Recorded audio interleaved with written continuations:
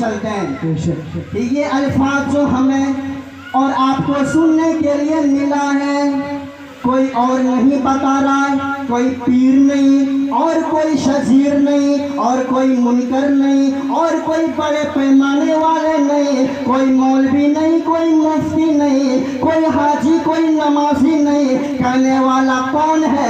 जो हमारे तुम्हारे शहंशाह है, ताजदार मदीना है, अहमद मुस्तफ़ा है, मोहम्मद मुस्तफ़ा। जोर से कहें सल्लल्लाहु अलैहि वसल्लम। प्यारे पैगंबर क्या फरमाते हैं? निकाह मिन सुन्नती, जिन्होंने निकाह किया मुझ में से, जिन्होंने निकाह करने से मुंह फेरा, चाहे जितने बड़े हो, मुझ में से नहीं है। फलैसा मिन्नी, मुझ में से हरगिज नहीं। वो मोहम्मद वाले नहीं, नबी वाले नहीं, कुरान वाले नहीं, हदीस वाले नहीं, अच्छे काम करने वालों में से दूर।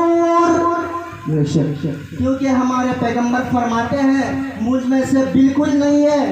निकाह करने से पहले उसका आधा ईमान रहता है, शादी हो गई फिर पूरा ईमान उसके ऊपर मुकम्मल तरह से हो जाता है। इसीलिए दुनिया में अल्लाह ने जिसको पैदा किया है, पैदा ही नहीं जोड़ी बनाकर भेजा।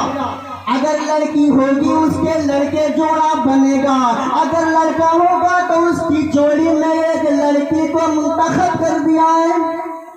सबसे पहले अल्लाह ने आदम अलैहिस्सलाम को दुनिया में भेजा नहीं, जन्नत भी अता किया। और जन्नत ही नहीं, कहा हमने आपको नबी भी बनाया, उसके बाद हवा भी अता किया, उसके बाद आपको तमाम लोगों का बाप और दादा बनाकर भेजा। अब देख लीजिए हम और आप किस वजह से शादी करते हैं। अल्लाह के रसूल क्या फरमाते हैं? लिमालिहा, एक चीज लिमालिहा, दूसरी चीज ली जमालिहा, तीसरी चीज ली हस्बिहा और चौथी चीज ली दीनिहा। प्यारे पैगंबर फरमाते हैं लोग 4 वजह से शादी करते हैं, 4 वजह से। पहली चीज ये है, 4 चीजों में से पहली चीज ये है, क्या देखते हैं लोग? ली हस्बिहा, एक तो ये देखते हैं हसब और नसब देखते हैं और शादी कर देते हैं। क्या देखते हैं? हसब को देखते हैं, खानदान कैसा है, रिश्तेदार कैसा है, परिवार कैसा है, इसके अंदर में दीनदारी है या नहीं है, इसके अंदर में ईमानदारी है या नहीं है। इस दीनदारी को देखते हैं और शादी करा देते हैं। उसके बाद एक तो ये रहा ली हस्बिहा, हसब नसब को देखना। एक तो ये है ली जमालिहा, खूबसूरती को देखकर शादी करते हैं, यानी लड़की खूबसूरत है या नहीं है और लड़की अच्छी है या नहीं है। लड़की वाले लड़के को देखते हैं, लड़के भी खूबसूरत हैं या नहीं है, ये चीज देखकर शादी करते हैं। उसके बाद एक तो ये बताया ली मालिहा, लोग मालदारी को देखते हैं और शादी कर देते हैं। जहां से मैं शादी कराने के लिए जा रहा हूं वो लड़की मालदार है या नहीं है, वो जमींदार है या नहीं है, जायदाद वाला है या नहीं है, बिल्डिंग इमारत वाला है या नहीं है। अगर लड़की वाले मालदार दौलत पर फाइज हैं तो लड़का कहता है रिश्ता तय करो, चाहे लड़की जैसी भी हो। अगर दौलत नहीं है, अच्छी भी क्यों नहीं हो, उसको रिश्ता तोड़ दिया जाए। मेरे मोहतरम, हसब और नसब, मालदारी, इनसे अच्छी चीज अल्लाह के रसूल ने क्या फरमाया? जिसके अंदर दीनदारी हो तो शादी करा दो। क्या देखेंगे? दीनदार घराने देखेंगे और शादी करा देंगे। सबसे बेहतर काम, सबसे अच्छा काम यही है, दीनदारी देख और शादी करा दो। उसके बाद हमारे नबी सल्लल्लाहु अलैहि वसल्लम ने 11 शादी करके दिखाई है? कोई 11 शादी करके दिखा दे?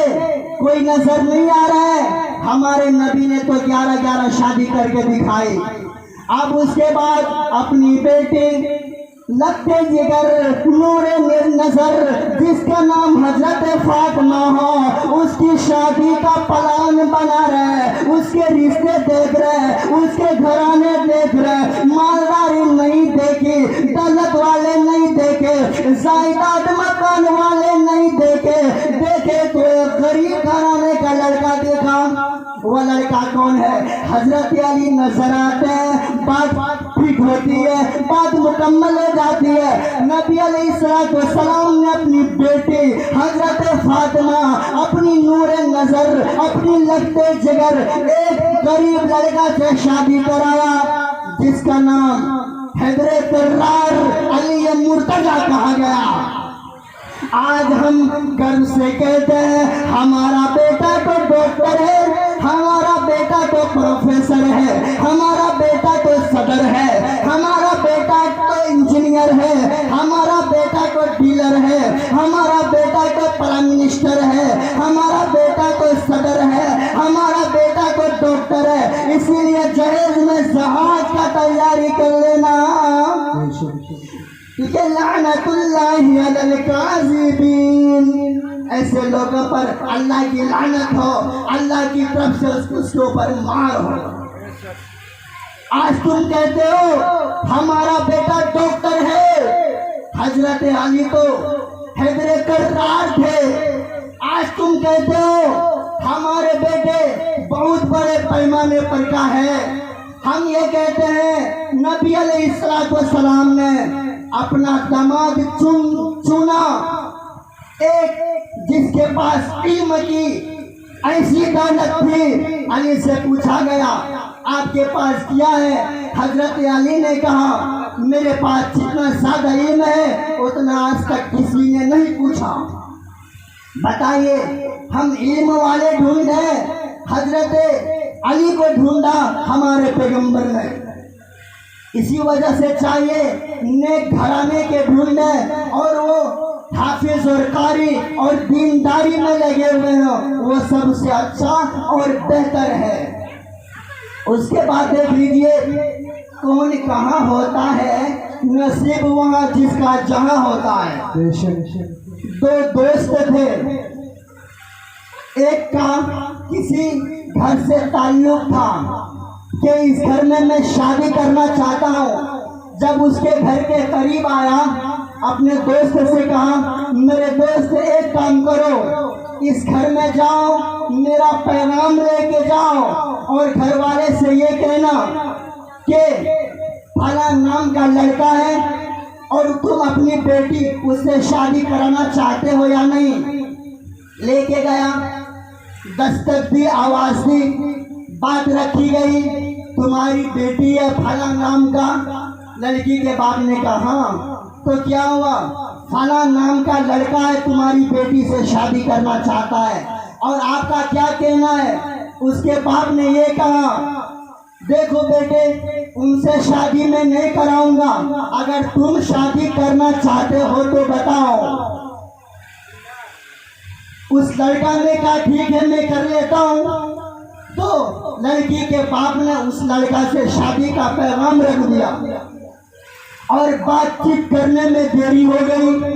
वो बेचारा उसके दोस्त इंतजार देख रहा है, वो कब आए कब आए।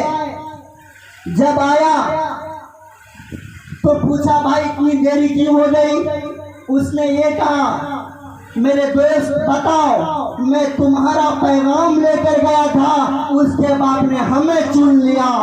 कहने का मतलब ये है रिश्ता कहीं और था, बातचीत कहीं और थी, रिश्ता कहीं और हो गया। एक जगह हमने ये भी देखा, लड़का की शादी है, लड़का भी निकला शादी के लिए, बारात भी बनकर निकली। जब लड़की के दरवाजे पे बारात पहुंची, लड़का भी मौजूद है, सेहरा में है।